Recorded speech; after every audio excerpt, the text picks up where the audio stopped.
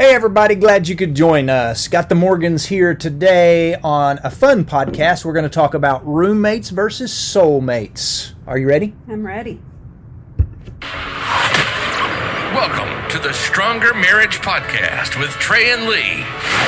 On this podcast, you'll hear real topics about real life. They cover everything from married sex to raising kids to loving your spouse so much that you're willing to forgive them for occasionally being the most annoying person in the world. Trey and Lee have raised 4 boys, been married over 30 years, and somehow still really like each other. And now, live from the metropolis of Childress, Texas, a place so flat you can watch your dog run away for 3 days. Here are your hosts for the Stronger Marriage Podcast, Trey and Lee Morgan. Hey everybody, hope y'all are doing well today. We kind of have a special day today for us. Yeah, we're looking at 32 years of marriage. 32 years. We never thought 32 years ago that we'd be sitting here doing an episode for a podcast, I don't think. No, 32 years. Sometimes it seems like it's been 32 years, and sometimes it just is like, how did we get 32 years already? I know, we're not that old. That's all right. We're just supposed to be really young. Happy anniversary. Happy anniversary to you. There you go. It just seems like I've seen on Facebook and Instagram and places where a lot of people celebrate these August wedding anniversaries. There's been a bunch, and take pride in your years of marriage that you have, whether it's 2 months, 2 years, or 20 years. That is a proud thing to be proud of. It is a reason to celebrate for sure. Yeah, and one of the best things you can do, and we say this all the time, not just about Valentine's Day, we say this at Valentine's Day, you don't have to wait until Valentine's Day or your anniversary to celebrate your love for one another. Make celebrating your marriage a regular activity. You don't have to save flowers, special notes and cards and things like that just for special occasions. That should be a regular part of your repertoire. Did I say that word right? Did that even come out right? Man, that's a tough word for an old Texas boy, right? Today just wasn't really conducive for us to do a lot of celebrating, so we're going to put that off for a couple of weeks, and hopefully we can take a trip or something. Yeah, we will. Just did not work out this year for a big anniversary celebration. Between COVID and we've got one moving off for college, we're getting him packed and ready to roll, and just a little bit of everything, but we'll get it celebrated. It will happen. You know, one of the things that we want to talk for just a minute is that oftentimes we notice couples say they've kind of lost their spark. And there's a lot of reasons for that. We're not going to talk about sparks today as much. But we are going to talk a little bit about trying to, your marriage starts off with a big spark and you're in love and everything else. And then for some people, they let that die out. When time kind of goes, sometimes we get a little lazy, and marriage doesn't kill romance, but kind of laziness in marriage does. And, one of the big myths about marriage is that successful marriages last a long time. And while I'll agree, I'm proud of our 32 years, we want you to understand that marriage isn't just about quantity in years. It's also about what? Quality. That's it. Yes. It's about quality. It's about what you put into those years. So, man, we have literally met couples that have been married 30 years and they're miserable. That's right. So it's not always about quantity. It is about quality. We know couples that have been married for 7 years. We know couples that have been married for 5 years that have stronger, better, healthier marriages than couples that have been married for 25, 30, 35 years, because they're investing in their marriage. They're doing something to strengthen their marriage. And marriage should get better over time, not worse. That's right. And, I've heard several couples say something along the lines of, we've been married for 15 years and happily married for 12 years. So, and it happens. There's ups and downs in marriages. And a lot of people, couples will own those hard times and recognize that it's not all roses and whatever. But yeah, marriage is what you put into it, and you cannot not put something into it and expect it to be really good. Just not going to work that way. Not going to work that way. So we're talking today about roommates and soulmates. God created marriage so that you could have a soulmate. Now, our belief system, mine and your belief system in soulmates, is not there's one true person out there for everyone and you'll meet them eye to eye and know immediately. Soulmates, we think, happen over time. It takes years for your spouse to become your soulmate. But that's our goal. Our goal is to be married to our soulmate, and that takes work. But sometimes, here's what we see all the time. We see couples that go from being soulmates to simply go to being roommates. They just simply live together, and there is no spark. That soulmate spark is gone.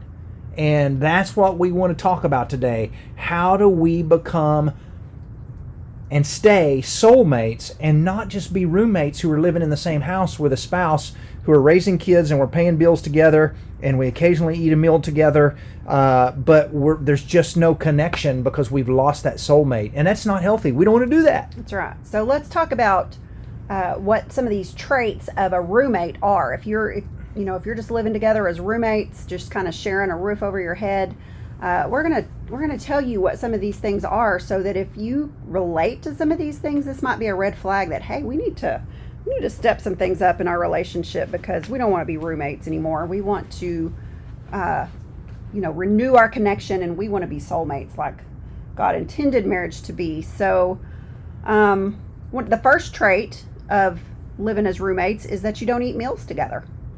Eating meals together is an important thing, isn't it? It is. And roommates will find themselves either not having time to eat together, or when they do get time to eat together, they do what? They plop down in front of the television. Yeah, and so there's no face-to-face communication. There's no sitting at the table. The dinner table, the supper table is a healthy place, and that should be a holy place for families, where families meet together and husbands and wives and meet together at the supper table. And we talk about two of the most popular shows in the past 10 years have been Duck Dynasty and Fixer Upper. Mm-hmm. Both of those had a special part where they either made a big family dining table for a family on Fixer Upper, or at the end of the show they had a big family dinner where they'd sit down, and people loved that. And that eating together needs to continue to happen. That's healthy. It does, because there's communication there. That's where you share about your day, and you communicate, and you laugh, and you tell stories. So yes, eating meals together is very, very important. It is. And that face-to-face communication is really important. Yeah. That's why we talk about dating. Dating is face-to-face communication, and why we talk about double dates don't count, because that's not face-to-face communication. Another trait of being a roommate is there is just no face-to-face communication. You're texting your spouse a lot, you're emailing your spouse, you're leaving messages for your spouse, but there's just no face-to-face communication. That's right. Also, another trait is that you have sex without intimacy. Either that or you don't have sex at all. There's not much sex anymore. Long dry spells. And so if there's not a lot of intimacy in your marriage and you don't feel that intimacy, then you've probably become more of a roommate than you have a soulmate. Another thing we've noticed about soulmates is they do a lot of arguing without ever figuring out a plan. They argue about things that are going on, but they never try to fix it. They never try to, let's find a book on this and figure out how to fix this. Whether it's finances are struggling, whether it's intimacy is struggling, whether it's, you just go down the list of whatever marriage problem you want. They argue about it, but they never take steps to fix it. That's what roommates do. Soulmates are going to be trying to go, what do we got to do to fix this? Yeah. They also become easily irritated or angry. It's just like, they're always on each other's nerves. Always mad at each other. The other person's always done something wrong. Another thing we've noticed about roommates is they go to functions together, but they don't stay together, meaning they don't have a lot of friendship. There's not a lot of, healthy marriages are built on friendship. friendship that likes to hang out together, do things together, spend times together. And when we say goes to functions together but don't stay together, meaning they're the ones that like to double date. Roommates love to double date because then they're not stuck having to talk to each other. They can talk to their buddy or their girlfriend. They'll go to their friend's house and spend time, and he goes and hangs out with the guys, and she goes and hangs out with the girls. But they just don't spend a lot of alone time together. Roommates don't do that, and or roommates don't spend that time together like they need to. Roommates also don't always have a set daily time to communicate. Our kiddos going to college and whatnot have had roommates, and I know they'll go days really without even talking to each other because they have different work schedules or school schedules or whatever, and they just don't always communicate, don't know what's going on in each other's worlds. That's what roommates, that's how roommates are. But a marriage should never be this way. And, not only do we try to eat meals together, but we also try to have, just a little bit of time in there during the day, whether it's sit down for a cup of coffee together, whether it's right before we go to bed. A lot of times we'll say, what's on your schedule for tomorrow? We talk about, I have this appointment, I need to run this errand, and we just make sure we're on the same page, and that is important in marriage. That's really good, Miss Morgan. I like that. Tell me about let's talk about some traits of soulmates. Traits of soulmates. This is what we want, folks. This is what you are trying to do. So if a lot of those things, or even a couple of those things that we just mentioned, you think, oh yeah, we've gotten a little lazy and we're doing some of those things. Well, we want you to think, okay, we're going to turn that around, and we want to be soulmates. So soulmates enjoy doing things together. They love hanging out, and instead of always hanging out with a guy friend or a girlfriend to go shopping or to go play golf or whatever it is you do, you'd rather be with your spouse. And I feel like that's how marriage should be, really. Yeah. You're looking for things to do together, trying to find some common interests. You and I have had to deal with that through 32 years of marriage. We can say 32 now because it has been 32, where we don't always have a lot of interests, and we've learned over years to find things. That I've learned to like things that you like, and you've learned to like things I've liked and participate in those things. And so that's made our marriage better and stronger. And when we enjoy doing things together, you're a junker. You love going to flea markets and trade days and garage sales, and I have learned to kind of like those things, and but I've learned to enjoy that and do things like that, and if it means we get to spend some time together, then we'll take off and do that. That's right. And the more things you do together, the more you have in common, the more things you have to talk about, That's right. The more communication you'll have. It all just goes hand in hand. That's right. Yeah.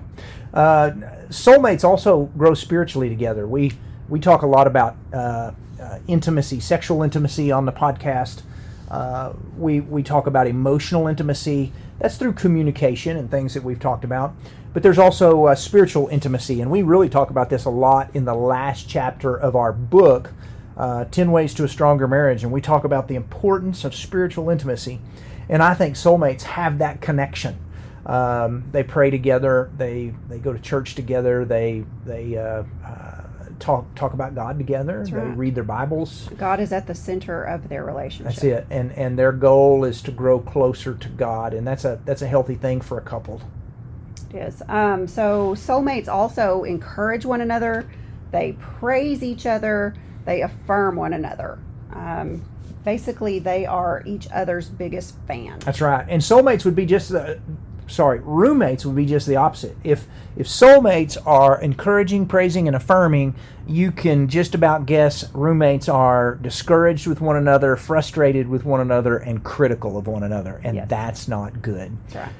Another thing that you find in the marriage of soulmates, where there's really that connection, is their love life is not a chore. It is a joy. They enjoy their love life. That doesn't mean...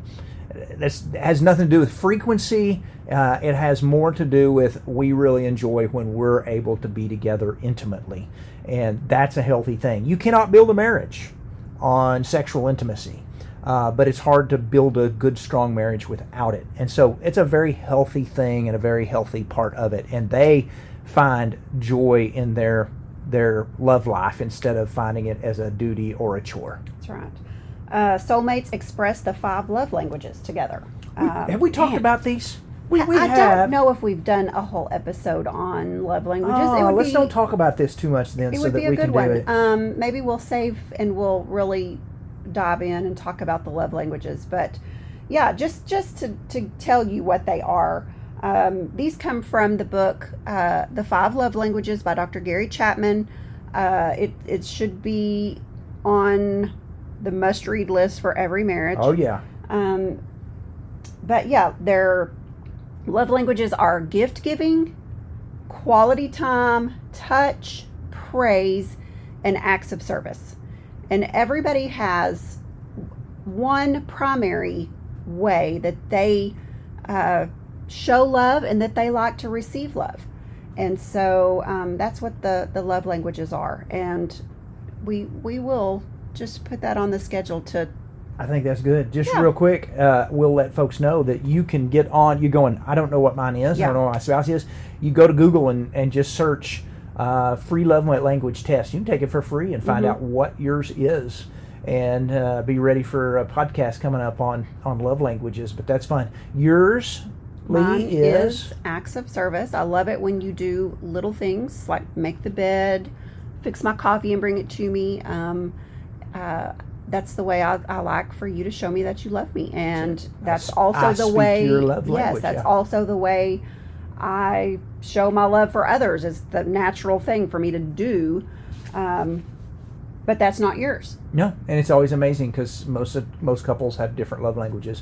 Mine is touch and praise, and those are kind of right up there together. And so I'm a pretty touchy person, and I like touch, and I like praise. It always makes me feel good when you say, "You did awesome making the bed this morning," or whatever it was, filling up my car with gas. That's right. And I'm not a touchy person, and praise does not come easy to me. So I work at those because I want to speak your love language. There you go. Yeah. All right, keep going. We're talking still about some soulmates. What they do, traits of soulmates. They simply love being together. Hanging out. Yeah, hanging out. And we kind of talked about that already. They like to do things together.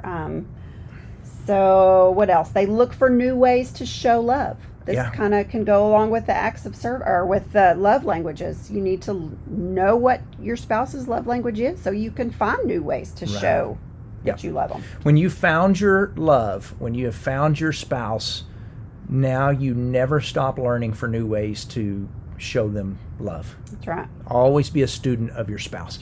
Let's go back to roommate-itis one more time and soulmates, and then we'll wind it up. So what causes this? Besides not eating meals together and things along those lines, what causes people to drift into being roommates? What's one of the things you think? Man, life just gets in the way of marriage. And life's not a bad thing. It's not a bad thing. I mean, it's usually a good thing. It's, it's raising kids, it's going to ball games, it's paying bills, it's working. But we take and move our marriage to the back burner. We get so busy that we just... And we get lazy. Yes. Yeah, and we start taking our spouse for granted. And then when things aren't good, we blame a lot of times. We know couples that are kind of in this stage of roommates, and if you were to ask the husband, what do you got to do to fix this? He would point to his wife and say, well, if she would just do this.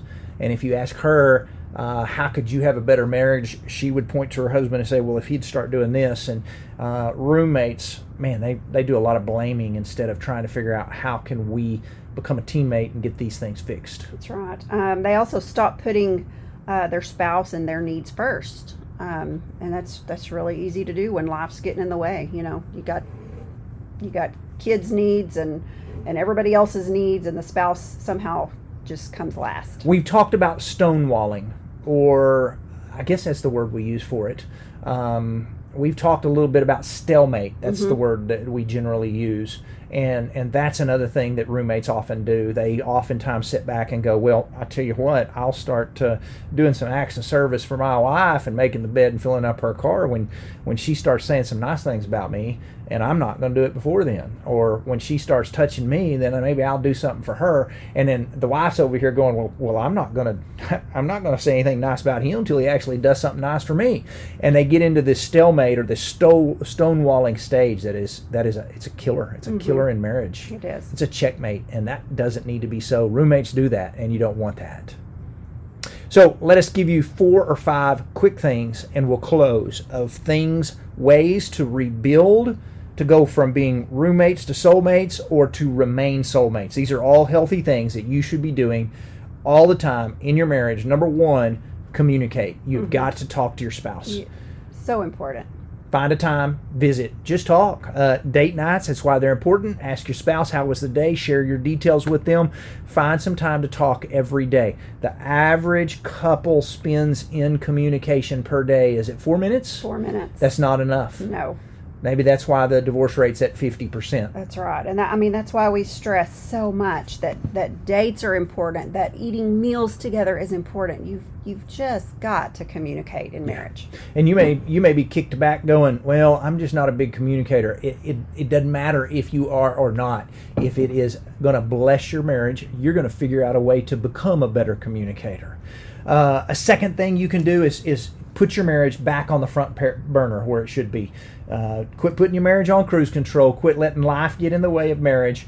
Quit moving the marriage to the back burner. Put it on the front burner and say, look, we're going to focus on our marriage, and we're going to show each other love, and we're going to go on dates, and we're going to read a book together. Whatever it is, you make your marriage a top priority in this world. Don't put it on the back burner. That's right. Another way to remain soulmates is that you must be completely open and honest in everything in marriage. Sometimes we get lazy with that the longer marriage goes. So you be openness and honesty. Another thing you can do, here's number 4 of 5, is pursue like you did pre-marriage. And I love all these things. We need to do a podcast on this one too. All the things that y'all chased each other before marriage. Lee and I chased each other for marriage. I did all these things for her because I wanted her to like me. And she did all these things for me because she wanted to catch me. We pursued one another. That's not supposed to stop once you're married. You continue to pursue your wife. Continue to pursue your husband. Those things you did pre-marriage, flirting, talking, dating, holding hands, all of those things, praising one another, you should still be doing those things today. That's right. And the last way that suggestion we have to remain soulmates is to praise, and praise. You can't overpraise your spouse. So, really work on being an encourager, affirm each other. It's just, it's really important. It's exactly right. You got to keep doing that. So next week, are we going to try and knock out some love languages? I think that sounds like fun. Okay. If y'all haven't done the test, Google 5 love language tests. Do that before next week, and we're going to talk about that. I think that sounds like a fun plan. Yeah, that'd be great. And you'll get a whole lot more out of it if you know what your love language is and if you know what your spouse's love language is before you listen to next week's episode. Because if you don't know your spouse's love language, you're going to try to give them what your love language is. If I don't know yours, I'm just going to touch you a lot. That's right. And we found out a while ago, you're not a real touchy person. Right. But I will say, most people need all 5 love languages, and we'll talk about that next week. But you need a little bit of all 5, but you do have a primary. So, we're going to talk about that, and it's going to be fun. That will be fun. We have more and more people every week listen to the podcast, which just blows me away. Wow, thousands this past week, and we are honored that y'all tune in. If you get a chance and you're listening on a Spotify or an iTunes or a Google, someplace that allows you to leave a review or click on the stars if you like, bless us and do that, because it just helps people when they don't know. They just go in and search for a marriage podcast. Ours won't show up, and we want to get out the word of building healthy marriages. So that is it. We're winding down today. Next week we'll be back and we'll be talking love languages, and I'm excited about that. We'll see y'all next week. Have a good one.